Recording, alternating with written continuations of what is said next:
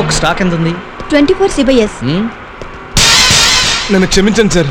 దేనికి? మీకు కనీసం దండం కూడా పెట్టలేకపోతున్నాను. దాందే ఉంది గాని నువ్వేంటి ఆఫీస్ పని మానేసి ఇక్కడికి వచ్చి ఈ పని చేస్తున్నావు? అక్కడ మీరు లేరు, నాకు పని లేదు, ఖాళీగా ఉండటం ఇష్టం లేక ఈ పని చేస్తున్నాను. అన్న ఏ పని అయితే ఏంటి సార్?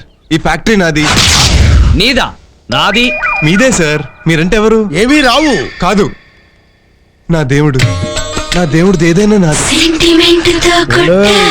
ఈ డైలాగ్ ఏదో కొంచెం తేడాగా ఉంది. ఏడ్సావులే, నీకన్ని డౌట్సే. ఇప్పుడు దేవుడి గుడిలో పూజారి ఉంటాడు, అంత మాత్రాన గుడి పూజారిది అయిపోతుందా? విన్నావా? రా.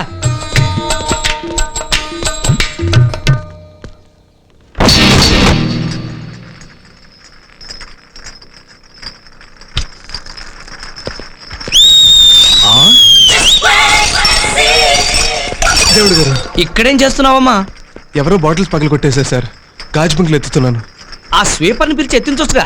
నేను స్వీపర్ని పిలిచి లోపల నా దేవుడి ఇటు రావచ్చు, తొక్కొచ్చు, అవి గుచ్చుకోవచ్చు, సెప్టిక్ అవ్వచ్చు, కాళ్ళు తీసేయచ్చు.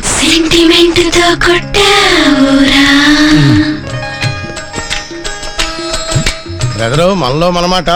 ఆయన ఇటు వస్తున్నాడని తెలిసి గాజు పెంకులు ఇక్కడ పడేసి ఊడుస్తున్నావు కదా. కాదే, ఆ ట్రేల బాటిల్ తీసి నేనే పగలగొట్టా. గొర్రె కషాయం నమ్మినట్టు నమ్ముతున్నావు. ఏదో ఒక రోజున ఆడు నేను కసక్కనేసేస్తాడు. చే, వాడి మంచితనం చూసి నీకు అసూయ, కుళ్ళు. ఆ కుర్రాళ్ళలో ఎంత మార్పు వచ్చిందో కళ్ళ ముందు కనపట్లా? కనబడుతూనే ఉంది. అదిగో అలా చూడండి. మిస్టర్ పరశురామ్, ఇట్రా. దేవుడు గారు, నువ్వు పని ఎగ్గొట్టింది కాకుండా వాళ్ళ పని కూడా చెరగొట్టి అసుకు కొడుతున్నావా? లైన్ లో పెడుతున్నట్టున్నాడు. చిచి, అలాంటిదేమీ లేదు సార్.